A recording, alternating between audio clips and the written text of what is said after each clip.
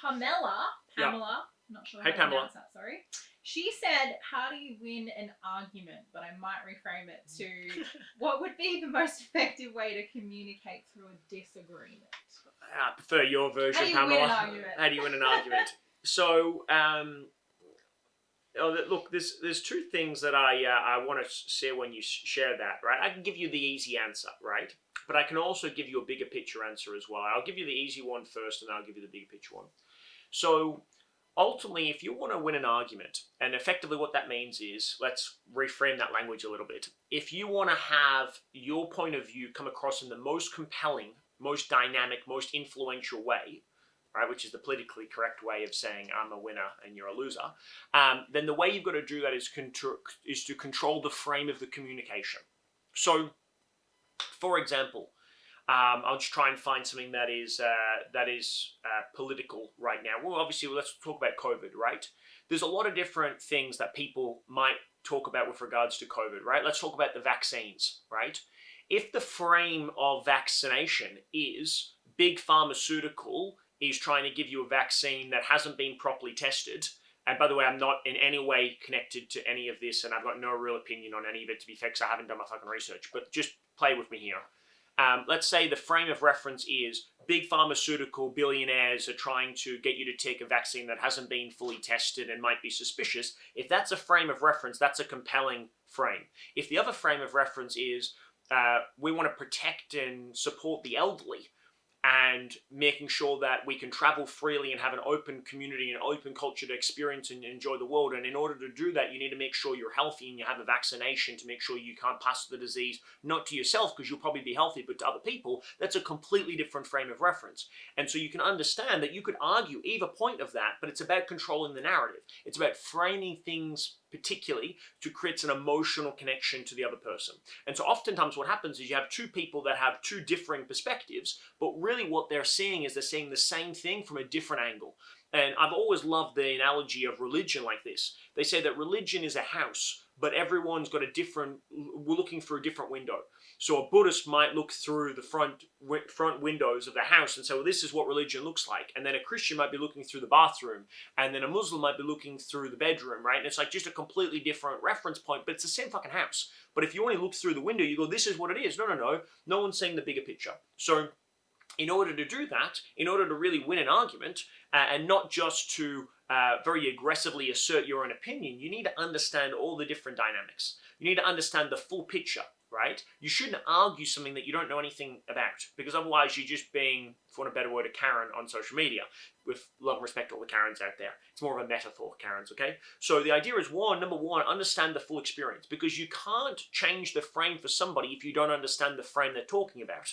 If you can't see the whole house, how can you expect to explain to somebody to say, hey, you're actually just looking through the wrong window? So we've got to understand the full subject matter and really do that. That's number one. Number two is understand how to shift and change the frame. Don't try to get the person to agree with you. Get them to shift their frame of reference. They're looking through things from the same frame of reference as part of that, right? So let's say I was having that argument with somebody that's an anti-vaxxer, that's all about big pharma. It's like, hey, it's nothing to do with big pharmaceuticals, right? And if you wanted to, you would then talk about all the things that big pharma's done for us, right? The improvements in modern medicine, looking at polio vaccinations or measles or mumps or rubella or other stuff, that's genuinely saved lives. And then you would talk about, look, do you have an older person in your life? And I make it personal. Do you have an older person in your life?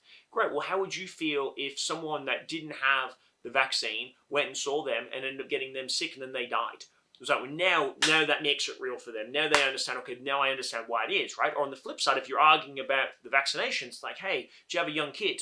Well, could you imagine giving the vaccination to a child and then having that they turn out with some sort of health complication? Would you risk that in your child? And well, now it's real. And so again, pros and cons on every side, but you get the idea. You got to understand the full picture. You got to understand the person. You got to understand what's going to motivate them to see things from a different perspective. And where's the soft spot? Where's the chink in the armor?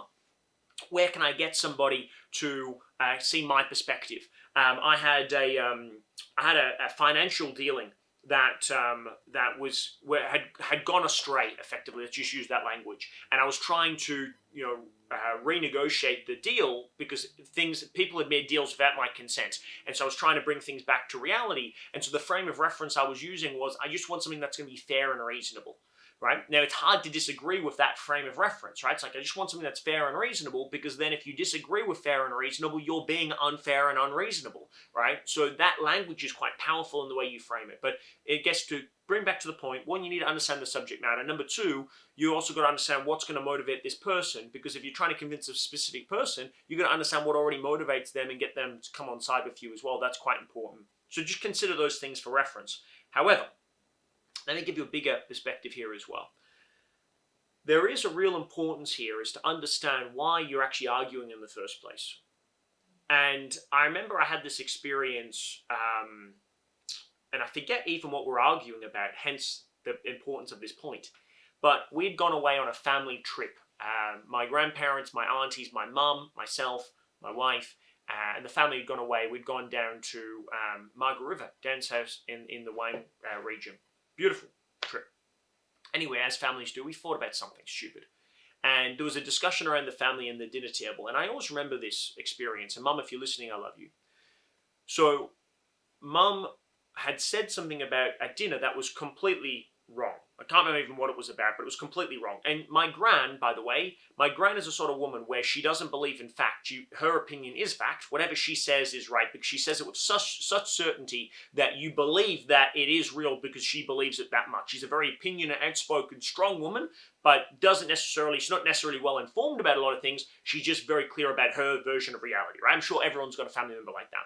Anyway, my mum and my gran clash at times. And so my mum had said something as well that was also outrageous. I can't remember what it was.